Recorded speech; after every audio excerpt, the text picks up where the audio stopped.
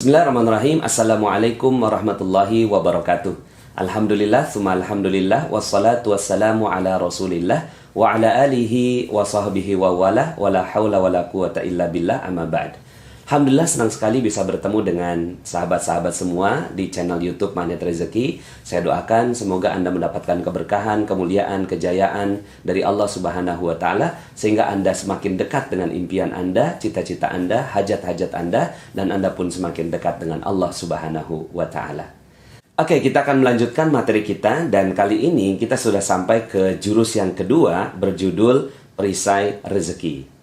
Sebelum kita lanjut, bagi teman-teman yang belum subscribe di channel YouTube ini, silakan subscribe di tombol di bawah, karena subscribe itu gratis dan Anda akan mendapatkan update-update dari konten-konten di channel ini. Ada orang yang mengatakan, kenapa ya rezeki saya kok terbatas? Kenapa gaji saya nggak naik-naik? Kenapa penghasilan saya segitu-gitunya gitu? Kenapa kok hutang saya nggak lunas-lunas? Kenapa kok piutang saya nggak dibayar orang? Kenapa keluarga saya nggak harmonis? Kenapa penyakit saya nggak sembuh-sembuh? Ada loh orang yang mengatakan seperti itu. Kenapa bisa seperti itu? Padahal konsep dasar rezeki di dalam Islam adalah kita semua mendapatkan rezeki. Ya, kapan? Sekarang juga. Anda sekarang ini sedang mendapatkan rezeki dari Allah Subhanahu wa Ta'ala yang kalau Anda tahan gak akan pernah sanggup. Contohnya, nafas. Bisakah Anda menahan nafas selama 5 jam saja?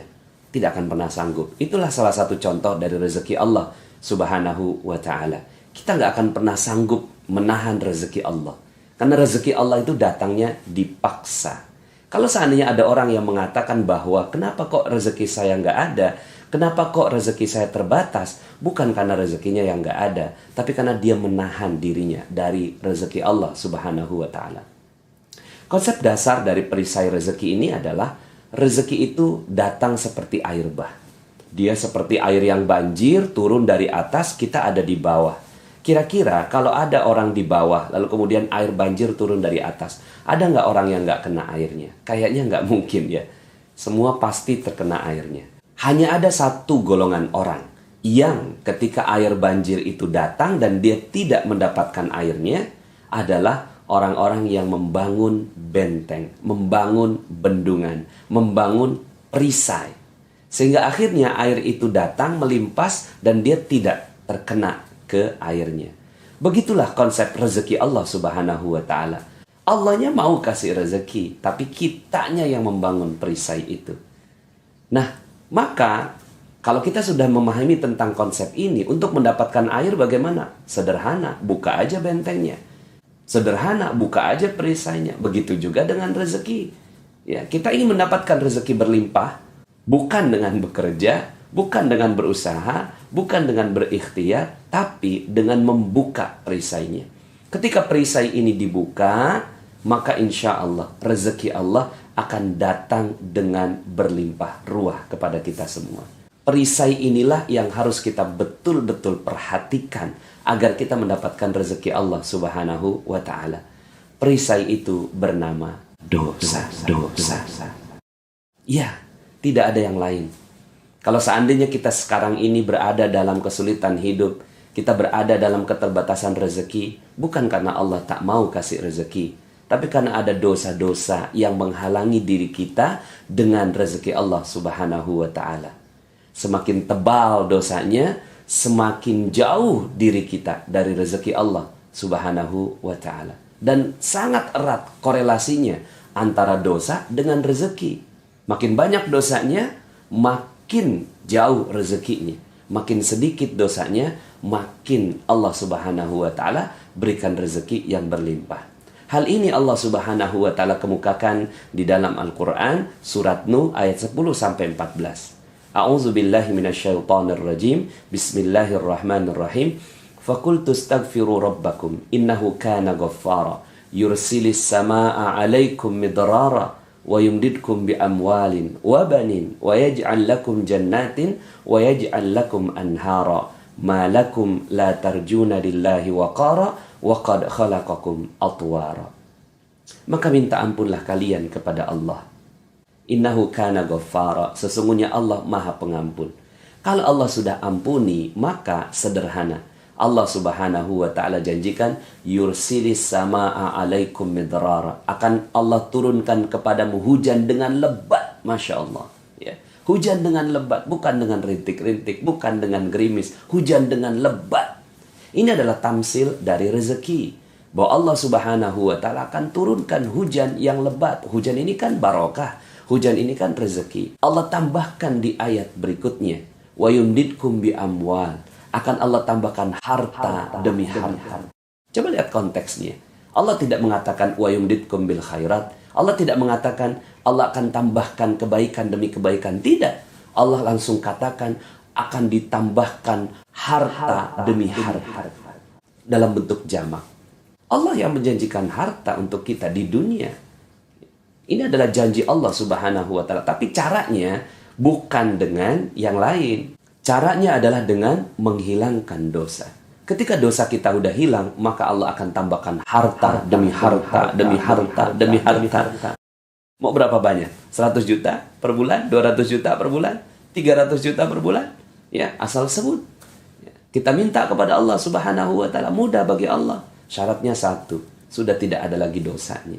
Wa yumdidkum bi amwalin wa banin, dan Allah tambahkan anak-anak. Ya, bisa jadi bukan hanya anak biologis, anak keturunan, anak cabang, anak perusahaan, anak buah, dan seterusnya. Wa yaj'al lakum jannatin, dan Allah tambahkan kebun-kebun. Selain dari usaha yang dia buat, Allah Subhanahu wa taala tambahkan kebun-kebun yang lainnya.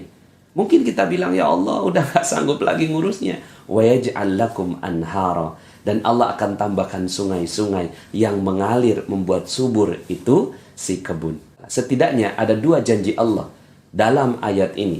Ya, yang pertama, harta berlimpah ruah. Yang kedua, passive income. Duduk diam, rezeki datang sendiri. Syaratnya satu, yaitu kita menghilangkan dosa. Maka inilah konsep dasar dari magnet rezeki. Dan konsep dasar juga dalam Islam, kalau seandainya kita ingin mendapatkan rezeki yang berlimpah dari Allah Subhanahu wa taala, bukan dengan kerja keras. Ngapain kita kerja keras? Tapi terus berbuat dosa. Ya, kita kerja keras terus berbuat dosa. Oke lah kalau seandainya dapat uangnya, tapi diambil kesehatan oleh Allah Subhanahu wa taala. Diambil barokah dari Allah, diambil keharmonisan dari Allah Subhanahu wa taala. Anak kena narkoba, ya, istri selingkuh, suami selingkuh. Kemudian rumah seperti neraka. Mungkin banyak hartanya, tapi Allah Subhanahu wa taala ambil harta yang lainnya. Ya. Karena kan rezeki bukan cuma sekedar harta, tapi juga banyak hal. Nah, maka kalau kita ingin mendapatkan keberkahan dari Allah Subhanahu wa taala ini, ingin dapatkan rezeki Allah ini, maka caranya sederhana, pakai cara Allah. Ya. Cara Allah ini adalah dengan menurunkan perisai, menurunkan dosa. Lalu dosa apa? Ya memang banyak sih, ya. Maka dalam jurus-jurus berikutnya, di dalam magnet rezeki kita akan membahas lebih detail. Makanya ada 101 jurus. Dengan berbagai macam pendekatan-pendekatan, kita melihat perisai-perisai yang terkadang kita sadar atau kita tidak sadar, ya, bahwa itu ternyata merupakan perisai dari rezeki kita. Maka kalau seandainya boleh kita berikhtiar, bekerja, bersungguh-sungguh, maka bersungguh-sungguhlah menghapuskan dosa-dosa kita. Ya. Ada orang yang bersungguh-sungguh, dia pergi pagi pulang sore, pergi pagi pulang malam untuk mencari sesuatu. Tapi sepanjang dia bekerja, dia berbuat dosa lagi. Dia ambil harta orang, dia korupsi, dia menurunkan timbangan, ya. Kemudian dia tidak jujur kepada pelanggannya dan seterusnya. Maka apa yang terjadi pada kehidupan orang ini? Yuk sama-sama kita jalankan materi perisai ini. Percaya nggak dengan konsep ini? Kayaknya nggak percaya. Percaya dengan konsep ini? Ya, turunkan perisai, rezeki berlimpah ruah. Percaya? Kayaknya nggak percaya. Percaya nggak? Kayaknya nggak percaya. Kenapa saya seperti ini? Karena memang Allah yang mengatakan, malakum la tarjuna lillahi waqara. Kenapa kalian nggak percaya? Itu Allah yang katakan. Kita nggak percaya dapatkan rezeki berkah banyak, berlimpah, dan pasif income. Nggak percaya kita. Buktinya kita nggak percaya apa? Buktinya kita nggak percaya masih buat dosa. Ya. Nah, untuk menyederhanakan, ya, ada satu cerita yang ingin saya ceritakan kepada Anda semua yang menjadi model bagaimana keajaiban Allah Subhanahu wa taala datang dengan konsep perisai rezeki ini. Ada seorang nenek. Nenek ini tiap harinya minta-minta. Dia nggak tahu kalau minta-minta itu dosa. Bagi dia nikmat gitu. Sekedar meminta kemudian dia dapat. Maka tiap harinya dia meminta-minta sampai akhirnya dia tahu lokasi basah dan lokasi kering dalam meminta-minta. Nah, lokasi basah itu bukan cuma sekedar di perempatan. Kalau ada ustadz ceramah tentang sedekah, itu basah ya. Akhirnya dia datanglah ke pengajiannya Ustadz Yusuf Mansur. Ya, tapi bukan untuk ngaji, untuk jadi alat praktikum ya.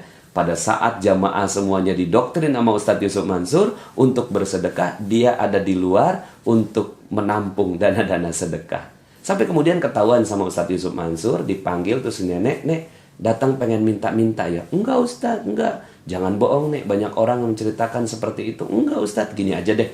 Kalau besok nenek datang pengen minta-minta, saya usir ya. Tapi kalau nenek datang pengen ngaji, silahkan deh ngaji."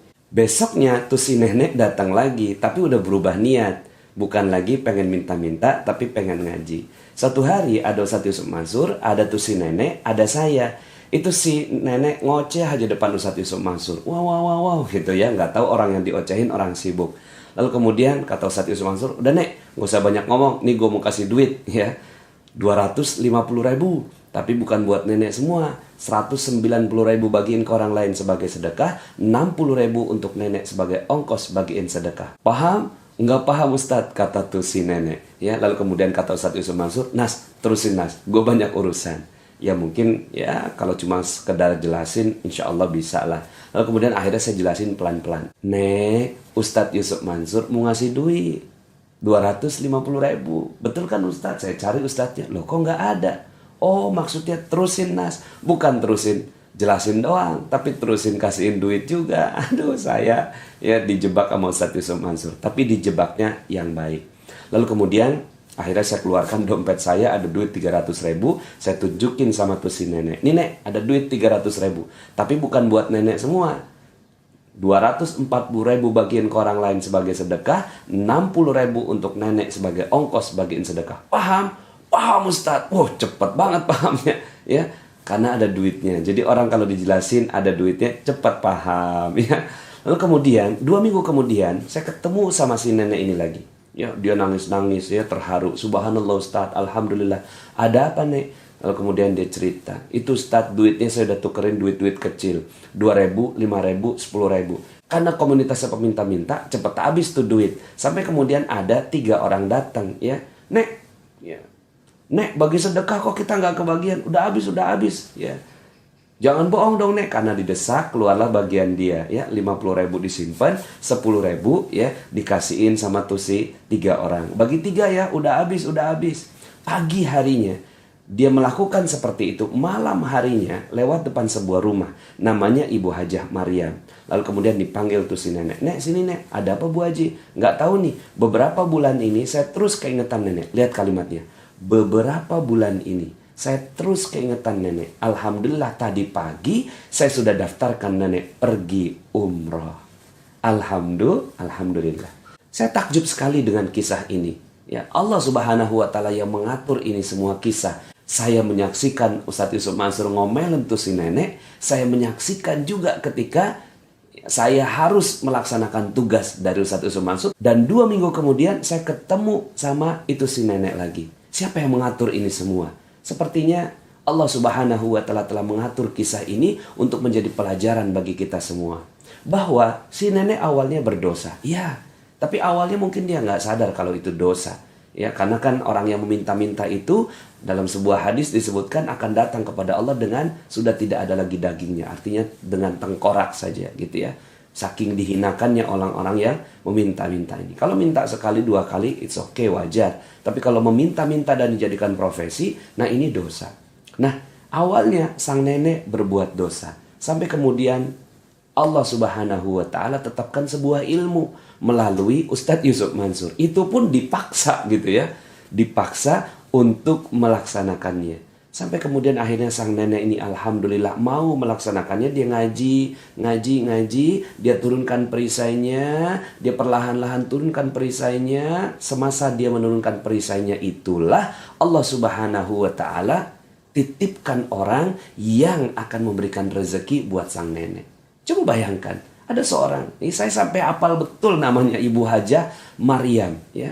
Lalu kemudian sang Ibu Hajah ini, entah kenapa kok Allah yang buat pemikiran bagi Ibu Hajah ini untuk memikirkan umroh bagi sang nenek. Siapa yang mengatur itu semua? Allah Subhanahu wa ta'ala. Sampai kemudian ketika saatnya tiba, Allah Subhanahu wa ta'ala ini memberikan kegembiraan berupa keajaiban, maka keajaiban itu terjadi. Bukan keajaiban itu terjadinya dulu, di masa ini sudah ada keajaiban itu. So, bagi Anda yang menonton YouTube ini, seandainya Anda berada dalam kondisi yang Allah Subhanahu wa ta'ala tetapkan rezeki Anda masih terbatas, percayalah bahwa ketika kita mau menurunkan perisai kita, ketika kita mau menurunkan dosa kita, ketika kita mau menurunkan hal-hal yang Allah Subhanahu wa ta'ala larang untuk kita, maka insya Allah sebentar lagi akan terjadi keajaiban bagi Anda. Maka inilah perisai rezeki. Kalau kita ingin dapat keajaiban, turunkan perisainya, maka insya Allah keajaiban akan datang pada Anda semua. Kita cukupkan part yang pertama ini. Yang penting Anda memahami konsep dasarnya, dan insya Allah kita akan lanjutkan dalam part yang kedua. Saya Nasrullah, billahi taufiq wal hidayah. Assalamualaikum warahmatullahi wabarakatuh.